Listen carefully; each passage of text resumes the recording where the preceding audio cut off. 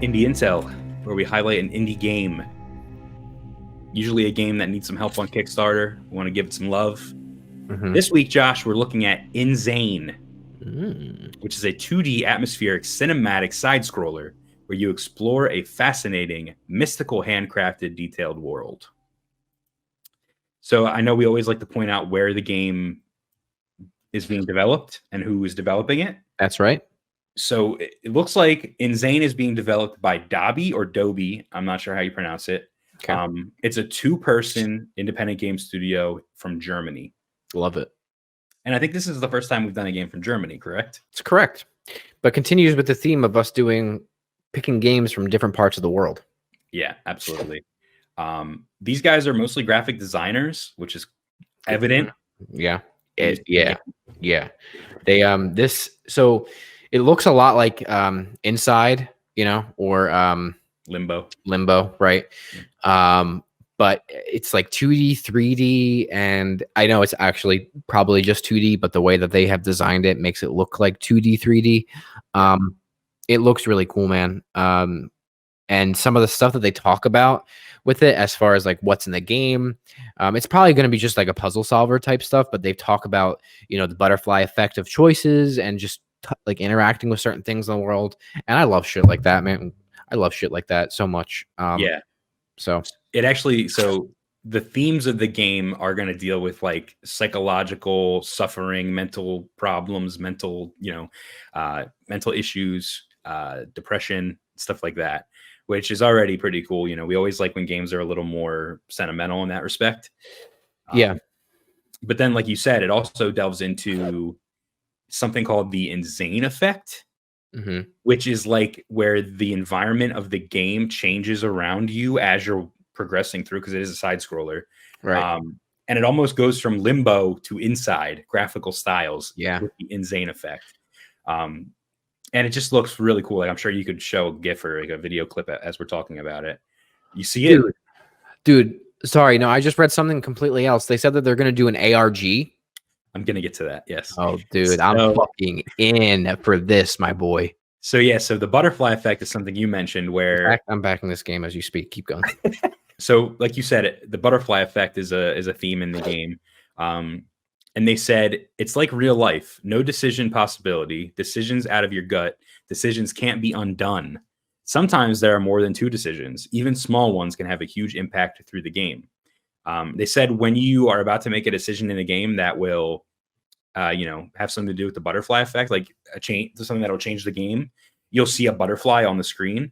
And then when you do the action, the amount of butterflies that spawn on the screen will indicate whether it was a big change to the story or a small change to the story. That's interesting. So you'll make a decision, and the game will like be like, hey, here's a bunch of butterflies. You just did something that's going to change the whole fucking game, right?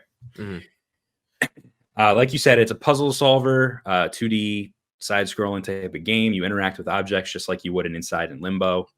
But there is a community puzzle element of this game, an ARG, just like Inside had. There's going to be codes and elements that pop up throughout the game that are going to be a part of the ARG. And I'm sure a lot of the Kickstarter rewards you get will also have codes on them and other things that you could use to help solve the ARG. If you don't know what an ARG is, it's an alternate reality game. Essentially, it's just like a little puzzle that the community gets together in game, outside of game. There's been popular ones with Halo, Cloverfield. There's been a whole bunch of really popular ARGs. So yeah, I mean, if you look at the Kickstarter, they have a lot of cool backer rewards, which you and I were talking about a little bit before we started. Are you looking at? Did you just pledge or what? Yeah, I just did. So what did you get? How much did you? I did the 25. I guess it's 25 euros tier, so about $31. Okay. I usually do at least minimum that level because you get digital copies of the game and updates and things like that. So. Okay. But yeah. Did you talk about what the timeline looks like for this game? I did not. If you have that up, you feel free. I don't. Yeah, so it just started, and there's still a lot of time to go. So this will be well out well before they're done. Only has 35 backers now. myself included. We'll have, so it has 41 days to go. They have a $30,000 goal. They have $2,300 pledged thus far. Yeah, you can add it to your wish list in Steam, which I guess I will do right now too to help them out. And yeah, so make sure you back this game. Absolutely. I'm looking right now at like all the different rewards, and I'm like trying to figure out which one I'm gonna do. So I like it. I'm just trying to figure out which one is the best bang for the buck. I mean, you get your name in the credits too, which is really cool. Right. So listen, it's not the most it's first of all, I don't want to say it's not creative. It's very creative what they're doing here. But when I say that it's not the most creative, I mean clearly it's taking heavy inspiration from Inside and Limbo. But it's not a bad thing. You know what I mean? Right. So I mean, it looks like it's got its own unique story. It has its own unique features, the butterfly effect and the Inzane effect that they have in there. So yeah, definitely check out Inzane, guys. It looks really cool. Yes, sir. Thanks for checking out this video. Did you know it's part of a larger podcast called Hapticast? We put them out every single week, and you can check them out by clicking somewhere above my head.